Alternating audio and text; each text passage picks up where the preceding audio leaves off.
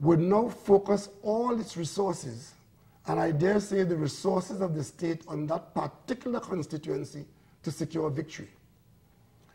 Don't forget the behavior of this government as it led its high-profile candidate into the St. Joseph by-election. He was giving out construction contracts like sweetie, and the life of the government was not at stake. Imagine what would happen if the government's future is the prize. Some already envisage fears of an election being stolen, with all the attendant social instability which could follow from such perception. I'm also concerned that in instances where there has been wrongdoing when in office, this amendment effectively allows for the incumbent to utilize the 15 days to destroy any evidence of his misdeeds. Ladies and gentlemen, this amendment solely benefits a government that wishes to hold on to power in the face of defeat and even after it has been defeated.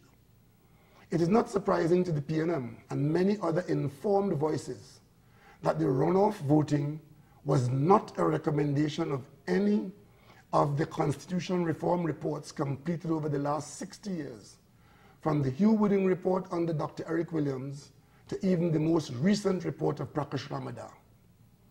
Reports are confirming that this far-reaching development formed no part of the discussions in the national consultations. Nowhere in the Commonwealth, where the Westminster-style government is practiced, is there any precedent for runoff after the general elections. Is this a case of fools rushing where angels fear to tread? On the contrary, all over the Commonwealth, in thriving parliaments, there are many MPs who won their seats where the winner received less than 50% of the votes, which were cast among a group of competing candidates. Therefore, the question must arise, where did this scheme come from?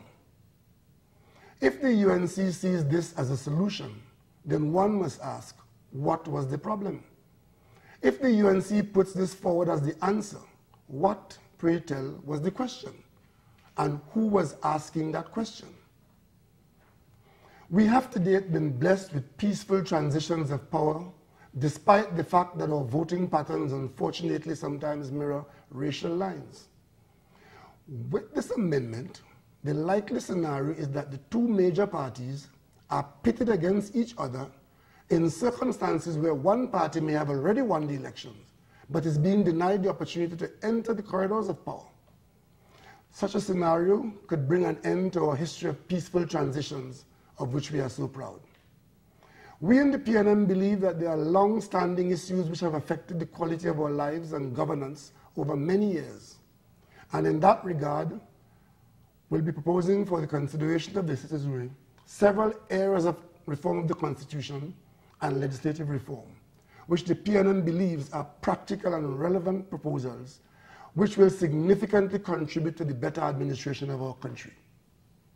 Some of these proposals are: 1, restructuring the architecture of government to make Parliament supreme, that all parliamentarians, whether on the government side or the opposition bench, are to be engaged in the people's business and the service full-time.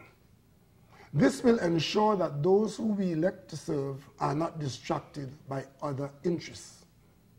2, increase the powers of the standing parliamentary committees to bodies with the power to subpoena, summon, and investigate any aspect of state apparatus in which the public has an interest.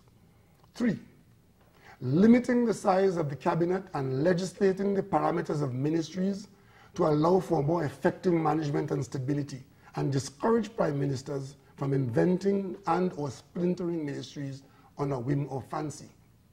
4, limiting the number of senators appointed to the cabinet, thereby ensuring that the persons who the voters elect are in the main the persons running the nation's business.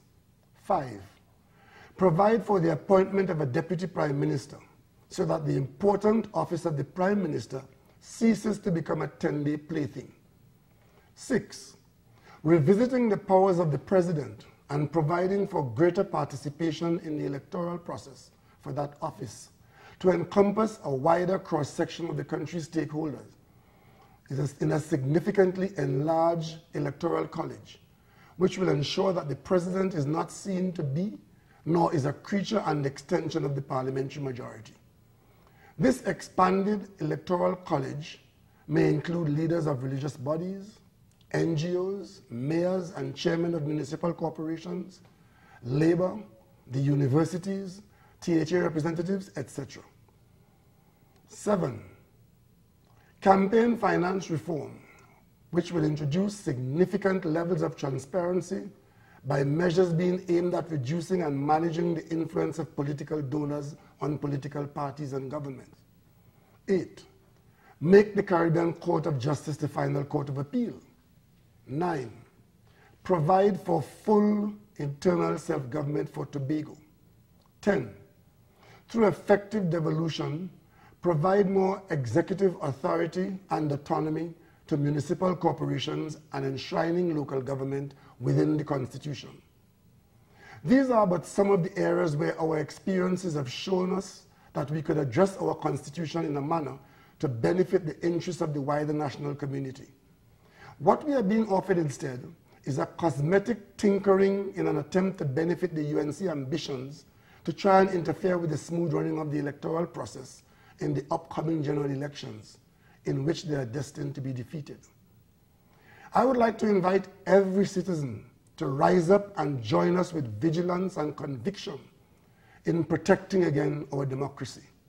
I invite every citizen, every group, every association, regardless of your age, gender, race, religion, political affiliation, geographic location, or social standing, to join us, and let's band together in seeking to stop this open attack on our democratic rights and freedoms to select and vote for a party of our choice, and not be forced or fettered by law to vote for one that is not your primary choosing. I invite you to reject chaos and confusion that the runoff law would cause in our democracy, which could see more than a dozen runoffs being conducted after the first poll of a general election. But most of all, I invite you to look at the government's abusive track record of deception and insincerity, and ultimately examine the insidious intent of this runoff law and reject it as the panicked and desperate actions of a party trying to hold on to power at the cost of removing your democratic freedom of choice. Join us in St. James on Tuesday, 12th of August at 7 p.m., where we'll continue to discuss this and other important developments in our country. Thank you for your attention. May God bless you, and may God bless our nation. The proceeding has been a paid broadcast.